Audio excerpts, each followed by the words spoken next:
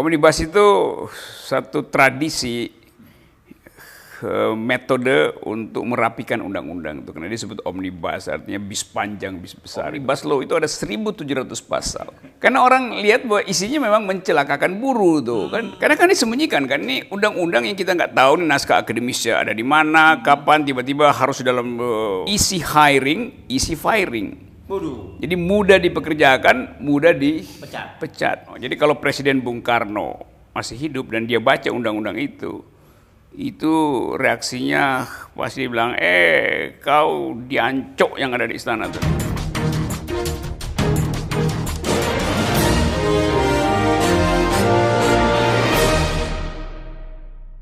Oke, banyak sekarang lagi ribut-ribut soal omnibus law atau hukum omnibus gitu ya. Saya akan ngajak ngobrol Anda dengan Bung Rocky Gerung. Sebenarnya apa sih sebenarnya omnibus law itu? Apa ceritanya itu? Omnibus itu satu tradisi, metode untuk merapikan undang-undang itu, karena disebut omnibus, artinya bis panjang, bis besar itu. Nah, semua masuk dalam bus itu gitu ya? Ya, sebagai metode sebetulnya ya dia bagus aja tuh kan, supaya nggak berceceran, karena seringkali ada kontradiksi antara undang-undang, maka dirapikan di situ tuh. Tetapi yang terjadi di kita bukan dirapikan sebetulnya, tapi diselundupkan kepentingan-kepentingan, ya sebetulnya kepentingan-kepentingan ekonomi yang merugikan buruh tuh. Jadi dan penyelundupan pasal-pasal semacam ini kan sebenarnya bukan hal yang baru lagi ya di DPR. Udah lama tuh di macam-macam. Tapi ini ada 1.700 pasal tuh, omnibus law itu ada 1.700 pasal.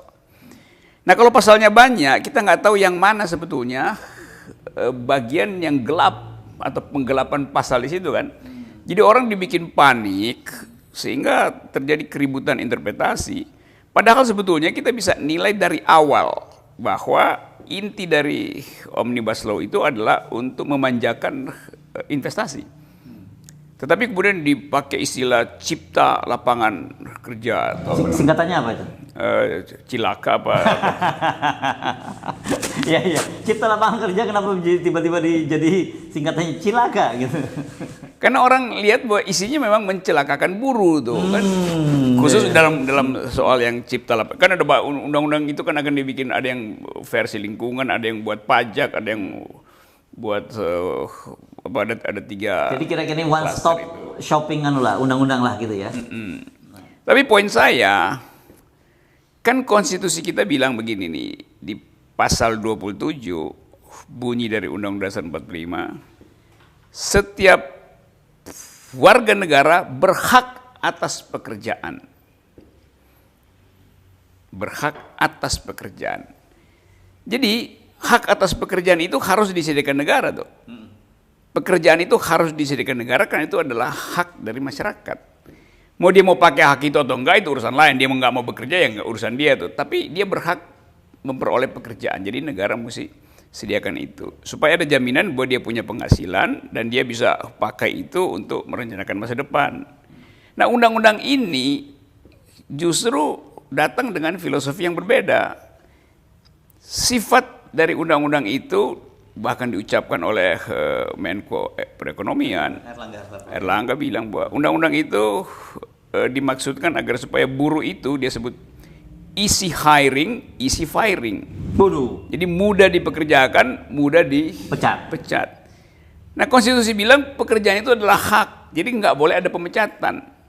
Lalu masih ada lagi soal buruh kontrak di situ tuh, yang sebetulnya kalau saya nggak punya jaminan bahwa pekerjaan saya akan langgeng, maka saya nggak bisa merencanakan nyicil rumah, nggak bisa merencanakan untuk sekolahin anak segala macam kan. Jadi undang-undang itu sebetulnya inkonstitusional dari awal, karena tidak mengerti bahwa pekerjaan itu adalah hak, pekerjaan dengan upah yang layak adalah hak dan negara mesti sediakan itu. Nah justru yang disediakan negara adalah bebasnya TKA tenaga kerja asing untuk masuk ke Indonesia. Jadi itu sebetulnya intinya tuh. Yang lain-lain adalah soal lingkungan segala macam. Jadi kalau saya baca, dan saya nggak perlu baca semua 1.700, Saya lihat filosofinya memang dimaksudkan untuk memanjakan investasi. Nah, konsekuensinya kalau investasi dimanjakan, cuman ada dua konsekuensinya. Satu adalah tekan upah buruh. Yang kedua, abaikan AMDAL. Kan AMDAL ini pasti dibuat untuk menghalangi investasi kan. Dari segi berkaitan lingkungan itu ya. untuk kegiatan lingkungan. Jadi dua pasal ini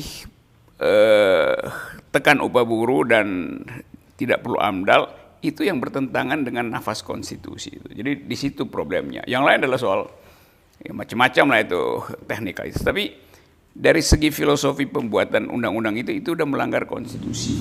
Jadi Andi sebenarnya disimpulkan di luar komunikasi mereka bahwa ini adalah akan menjadi semacam apa undang-undang prestasi pemerintah sekarang menciptakan undang-undang terhadap di balik itu sebenarnya Anda mencurigai ini adalah kepentingan yang disebut tadi para cukong politik gitu tadi. Iya, karena kan disembunyikan kan ini undang-undang yang kita nggak tahu nih naskah akademisnya ada di mana, kapan tiba-tiba harus dalam kemarin siapa Menko Polhukam bilang ini mesti selesai dalam bulan ini dalam 20 hari ke depan.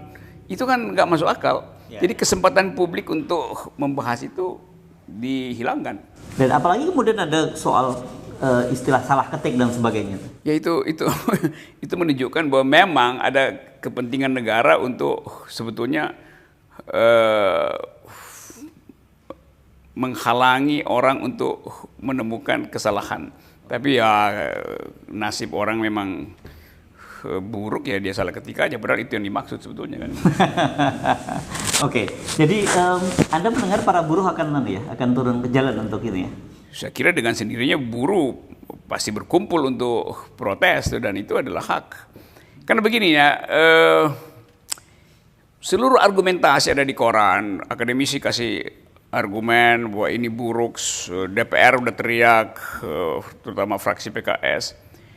Tapi politik itu nggak berubah karena tukar tambah argumen.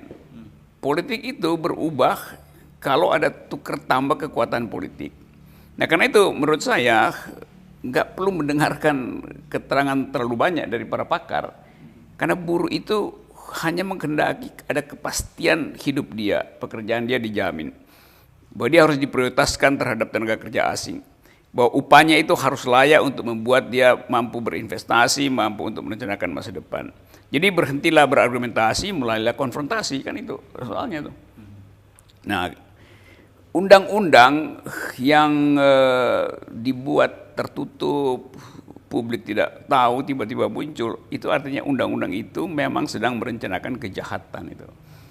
Kejahatan dalam hari ini adalah menghalangi buruh untuk ikut terlibat di dalam penentuan upah, menghalangi para protektor lingkungan untuk meneliti apakah AMDAL dilakukan apa nggak dilakukan tuh.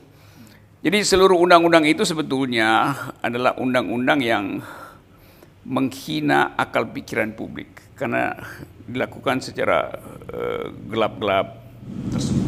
Dan tujuannya semuanya untuk memanjakan investor. Dan itu investor asing yang dimaksud tuh. Untuk apa? Untuk menguras sumber daya tanpa perlu AMDAL dan untuk menekan upah buruh. Upah murah ya. Dan dengan upah murah itu.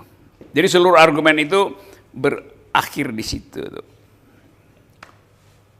Nah, saya membaca misalnya misi dari undang-undang itu seolah-olah itu terjemahan dari nawacita yang terjadi Presiden Jokowi.